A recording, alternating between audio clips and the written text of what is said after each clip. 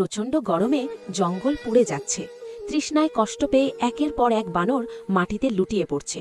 এক বড় বানর তার ছোট্ট বাচ্চাকে নিয়ে বলে, চলো সবাইকে বাঁচাই।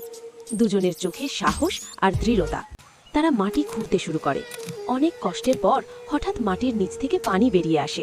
ছোট্ট একটা পুকুর তৈরি হয়। সব বানর দৌড়ে এসে পানি পান করে। সবার মুখে ফিরে আসে হাসি আর স্বস্তি। কিন্তু গরম এখনো কমেনি। বড় বানর দূর থেকে বরফ নিয়ে আসে, আর ছোট বানরও প্রাণপণে সাহায্য করে। দুজনে মিলে বরফ দিয়ে ঠান্ডা ঘর বানায়। সব বানর সেই ঘরে শান্তিতে থাকে।